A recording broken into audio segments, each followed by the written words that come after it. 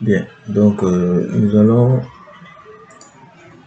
montrer dans cette vidéo comment est-ce que vous pouvez créer un gabarit. En fait, le gabarit, c'est quoi? Le gabarit, par exemple, je prends un exemple. Ici, c'est écrit fichier gabarit. Ici, ce sont des gabarits qui sont venus par défaut quand tu installes Revit sous la connexion. Vous avez beaucoup de gabarits, plomberie, électricité et tout. Donc ça, c'est le gabarit créé et bienvenu par défaut.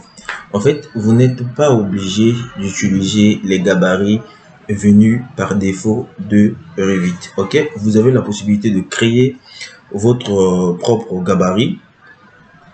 C'est-à-dire, en fait, quand vous créez votre propre gabarit, vous avez la possibilité de personnaliser vos éléments. C'est-à-dire, créer les poteaux, personnaliser vos cotations, personnaliser vos poteaux, vos poutres, vos dalles, vos annotations et tout, les étiquettes et tout. Ok? Par exemple, nous allons personnaliser le gabarit structure. Ok? Je prends d'abord le gabarit structure venu par défaut.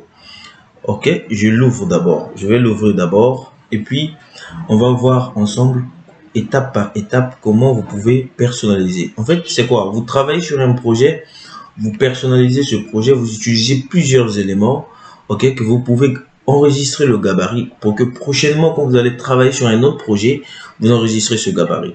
Ici, premièrement, je vais commencer par les unités. Donc, je vais venir ici. Par exemple, les unités, je vais laisser les mettre. Je vais dire 2 chiffres après la virgule, 2 décimales. J'enregistre les unités. Ok. Deuxièmement, je peux enregistrer par exemple les élévations si je veux.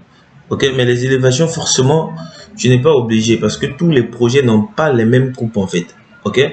Ici, par exemple, c'est les fondations. Je peux dire mes fondations sont situées à moins de 2 mètres par rapport au terrain naturel ou bien par rapport au long green. Donc, moi, je vais venir ici, je vais dire long green. Ok, c'est juste un exemple.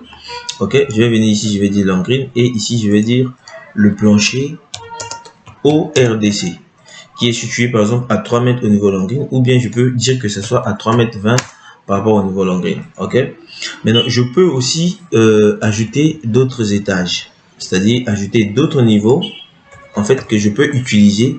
Voilà, si j'ai le même projet ou bien si j'ai un projet différent, je peux venir juste faire apporter des modifications par rapport à mon nouveau projet. Donc je vais ajouter par exemple euh, étage 2, PHR2, PHR plus R plus 3, PHR plus 4, PHR plus 5, ainsi de suite, ainsi de suite. Vous pouvez ajouter ce que vous voulez.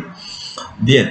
Maintenant, je vais regarder sur les vues en plan. Ok. Sur les vues en plan, j'ai long green jusqu'au PHR plus 5. Maintenant, j'ai pas le niveau fondation ici, donc je vais le faire sortir. Tout ça là, je suis en train de faire les paramétrages avancés. Après, je vais enregistrer le gabarit. Ok. Très bien. Donc, j'ai enregistré ce gabarit avec fondation jusqu'au PHR plus 5. Maintenant, après ça, je vais enregistrer par exemple un poteau. Je vais prendre poteau. Je dis poteau. Je vais enregistrer poteau. Ok. Je vais prendre des poteaux en béton armé. Ok. Je vais dire par exemple, je vais dupliquer ici. Je vais dire un poteau par exemple de 20 x 40. Un exemple seulement. Je vais 20 x 40. Donc ici, je dis 20 et ici, je dis 40. Ok. Je peux valider, je peux mettre le matériau. Le matériau, par exemple, le béton 25. En fait, tous ces éléments que je suis en train d'utiliser ici, ça sera réutilisé sur d'autres projets au lieu de faire encore les mêmes paramétrages que je suis en train de faire tout à l'heure. Donc, vous allez faire des paramétrages une bonne fois et vous pouvez utiliser ça. Donc, nous, ici, dans AVBTP, nous utilisons, j'ai créé des gabarits sur l'ensemble des projets. C'est-à-dire, j'ai créé un gabarit sur les différents types de projets. Électricité, plomberie, structure et autres. J'ai créé partout les gabarits. Donc, je vais venir ici, par exemple, sur les poutres aussi. Ok. Par exemple, je vais dire les poutres de langue. Voilà, je vais venir ici, je vais modifier. Je vais modifier, par exemple. Je vais prendre une section aussi. Voilà. Et je vais dire, par exemple, 20 x 40 sur les poutres. C'est juste... on prend les éléments par défaut comme ça. Je vais prendre, voilà, et puis je vais mettre le matériau. de béton 25, je prends ça, voilà, et puis voilà, je peux créer les semelles. Bon, les semelles, je l'ai déjà paramétré, créer des familles des semelles que je vais insérer. Je vais prendre insérer ici. Je vais venir sur la famille, ok. Je vais ajouter, par exemple, les familles que j'ai déjà créées. Par exemple, j'ai déjà créé les familles des poutres, les familles des semelles, ainsi de suite. Je vais sélectionner tout ça et je vais insérer ça dans les projets. Ok, donc j'ai inséré, bon, ici ça refuse, je vais prendre élément par élément. Je prends famille des poutres, j'insère. Je prends famille de poutres, étiquette de poutres ici. Ça, ce sont les étiquettes que j'ai paramétrées. Étiquette de quadrillage. Voilà, je vais faire ceci. Ok, étiquette, insérer, charger la famille. Voilà, je vais prendre étiquette, par exemple, des semelles. Je vais prendre étiquette des semelles excentrées. Ok, donc ça, ce sont les formes des familles que j'ai déjà créées. Je vais prendre le quadrillage. Ok, voilà, je suis en train d'insérer mes familles, familles des poteaux. En fait, ça, c'est des familles sur les annotations des poteaux. Ok, les seules les familles ici, c'est semelles et autres. Ok, voilà. Par exemple, si je prends grille, ok, je prends grille ici, je peux choisir directement mon quadrillage que j'ai ajouté. Ok, et puis je peux venir ici, choisir celui-là. Très bien, je fais appliquer. Donc je fais ça, tac, voilà. Donc j'ai ça. Je peux faire un autre, ok. J'ai peut-être ça. Maintenant, je peux enregistrer aussi le paramétrage sur les unités. Par exemple, je vais sur les cotations, je vous l'ai dit. Par exemple, ces cotations ne me plaisent pas. Je sélectionne les cotations, modifier le type. Je peux modifier ça. Je peux appeler ça ma cotation. Ma cotation. Ma cotation. Voilà, donc je fais le réglage des cotations comme je veux, comme j'ai l'habitude de faire dans nos locaux. Par exemple, je peux dire désolé, ici je peux dire 0,5, ok, 0,5. Ici, bon, ça c'est juste une bonne forme, hein, en fait. Voilà, donc ici je peux diminuer la taille des cotations. Je mets ici, je mets un texte que je veux, je peux enlever opaque et mettre ça en transparent. Voilà, et puis je viens ici, je vais dire au logiciel d'enlever les arrondis, de mettre juste derrière quelques chiffres. Ok, je fais appliquer et ok. Voilà, ma cotation elle est là. Bon, je peux diminuer, enlever ça pour que ce texte soit aligné avec la ligne. Et puis je peux mettre ça en gras. Souvent c'est ce que je fais. Bien, voilà.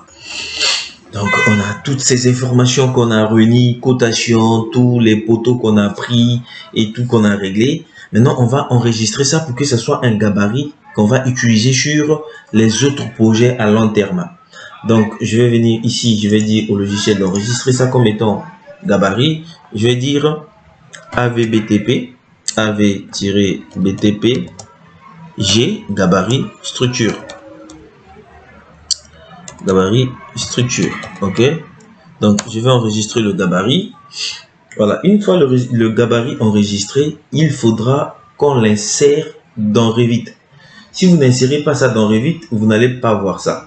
Comment vous insérez le gabarit dans Revit? Donc vous venez sur Revit, vous venez sur fichier, options, ok. Vous venez ici sur les espaces, espacement, fichier. Voilà tous les gabarits et je vais insérer mon nouveau gabarit avec BTP structure. Je fais ouvrir et je fais OK. Vous voyez, maintenant je peux fermer ce projet. Je n'ai pas enregistré, j'ai fermé. Maintenant, au démarrage de Revit, c'est là où vous allez retrouver votre gabarit de structure créé. Donc, je mets une pause pour que ce soit pas trop long. Bien, donc on est là. On va prendre nouveau comme on avait fait tout à l'heure. On clique ici et on voit notre gabarit AVBTP structure. Donc je vais prendre le gabarit créé. Maintenant vous allez voir toutes les informations que j'ai enregistrées. Donc ici quand vous rentrez maintenant à ce niveau, vous commencez directement à travailler. Vous voyez même que ce que j'ai laissé par défaut, c'est venu là. Ok? Vous voyez ça, c'est par défaut. J'avais créé les poteaux, non? J'avais créé un type de poteau comme ça, un poteau de 20-40 et 20-50. Les deux poteaux sont là. J'avais créé une poutre, je crois de 20-40 aussi. La poutre 20-40, elle est là. J'avais géré les cotations UN. Je suis venu ici sur longueur. Vous allez voir que les cotations sont là, 2 décimales. Ok.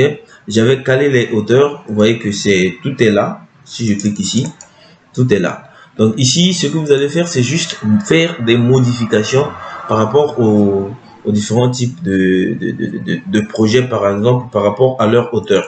Si les hauteurs sont différentes, ok, tu seras obligé de modifier ici. Mais si ce sont les mêmes hauteurs, tu peux continuer sur le projet. Mais ce qui est très très important ici, c'est quoi? C'est par exemple, j'ai ajouté les familles des semelles qui vont rester et demeurer. Voilà, toutes les familles sont là. J'ai ajouté aussi les étiquettes. Par exemple, si je viens sur annoter, par exemple, annoter, vous allez voir que je suis annoté sur les étiquettes. Vous allez voir que ce sont les étiquettes, ok, des poutres que j'ai ajoutées. Je crois que c'est la même chose aussi sur les étiquettes des poteaux porteurs qui sont là. Les étiquettes de fondation GPA. Voilà. Très bien. C'était une très très bonne vidéo. Vraiment, il faut essayer de bien gérer et paramétrer votre gabarit pour que ce soit beaucoup plus professionnel quand vous travaillez avec Revit.